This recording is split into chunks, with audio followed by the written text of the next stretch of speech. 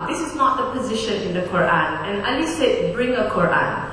And he took a big Quran and he put it on the table and he said, speak. And people say, what are you doing? The Quran does not speak. The Quran speaks only through the human intermediary. And this is the point that I want to make, and I think it's really an important point for people to understand. That we use the text, the divine text, the divine revelation as a source of law. But how we, as human beings, and very fallible human beings, with our own interests, our own needs, our own experience, our own location in Kuala Lumpur or Jeddah or London or New York, we have what is called an a priori, a text that exists in our mind, an experience that we have gone through. When we read the Quran, what comes out from our mouth and understanding of Islam is nothing more than one understanding, one opinion. It is not the word of God. It is the word of a human being who believes in the word of God, who is making his or her best effort to understand the word of God in order to live a life according to the teachings of Islam. So for example, Imam Shafi'i said, I may be right today, I may be wrong tomorrow. I may be right in Damascus, I move to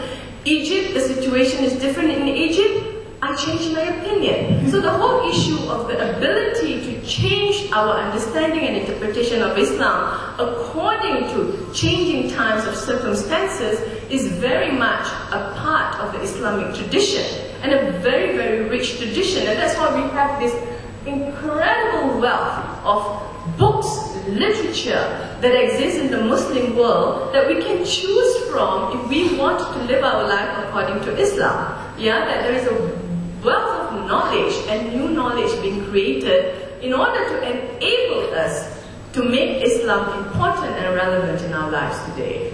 I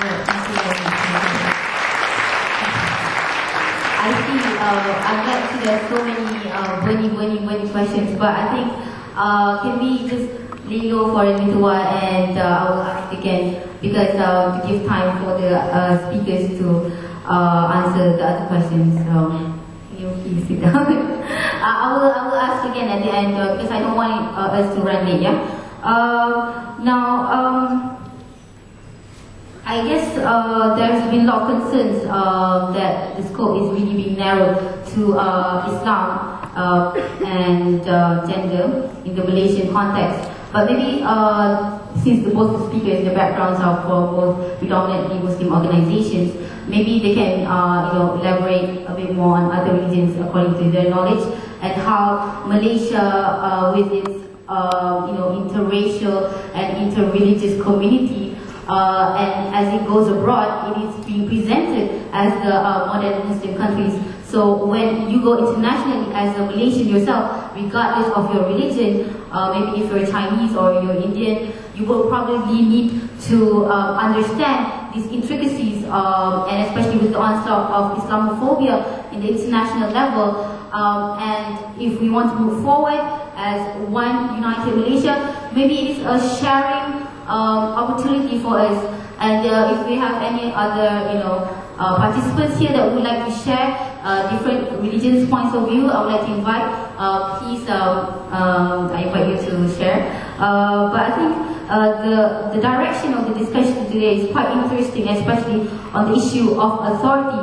Now, religion and authority, the interpretations has been an ongoing debate. Does it really make a difference between whether the interpreter is a man or a woman, or is it subject to the piety of the person itself? Because according to the book from Sheikh Muhammad Akram Nadwi at Oxford, entitled Al-Muhadidat, Islam itself has had many women scholars in its history, and he actually quotes misogynism was internationalized by Western colonial authorities who excluded women from teaching in mosques and assuming political roles in Muslim societies that they colonized.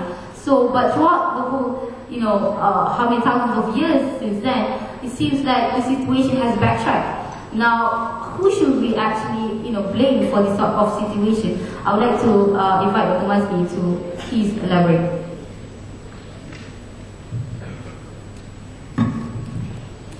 Thank you, Kuala.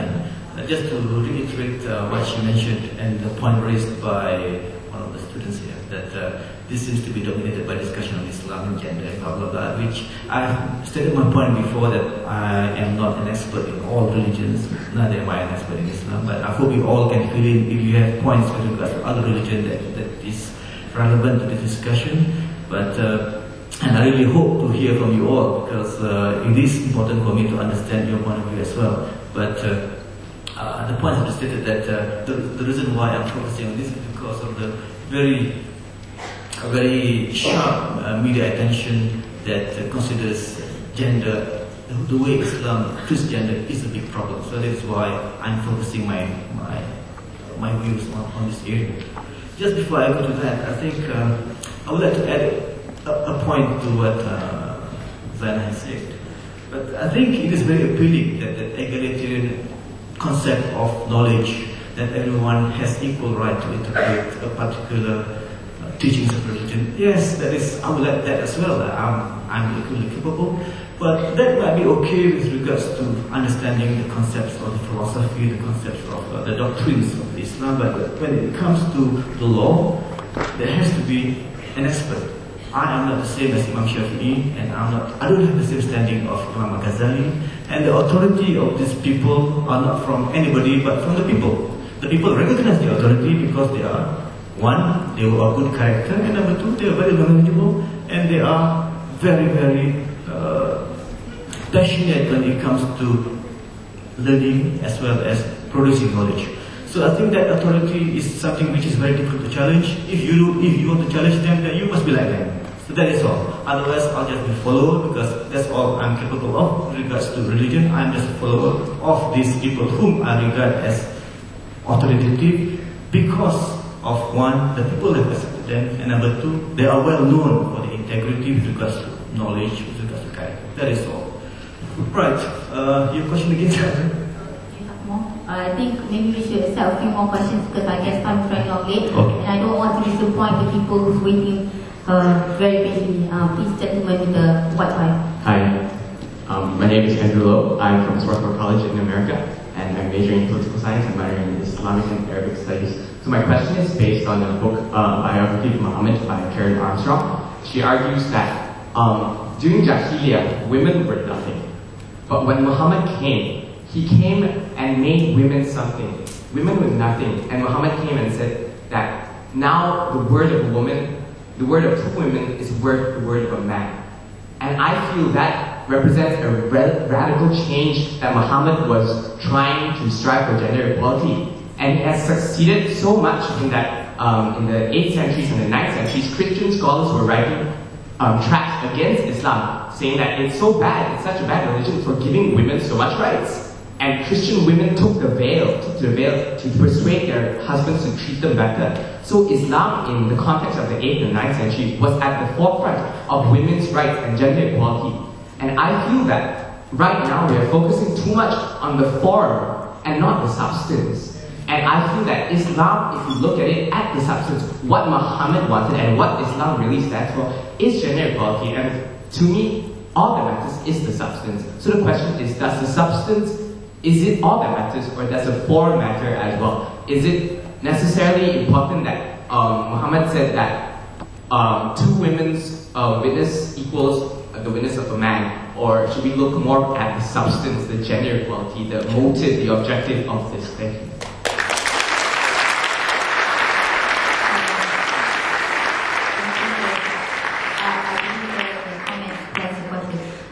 Next, I'll take a couple of questions. Gentleman with the red tie. Okay, I would like to make a comment. Actually, okay, the problem is not Islam, it's the Muslims themselves who made the discrimination. So don't get confused between the religion and the person who committed the offenses.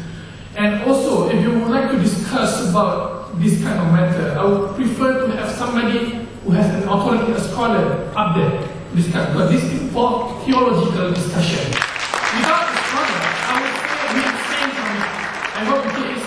understand this matter because it is a matter of faith, aqidah.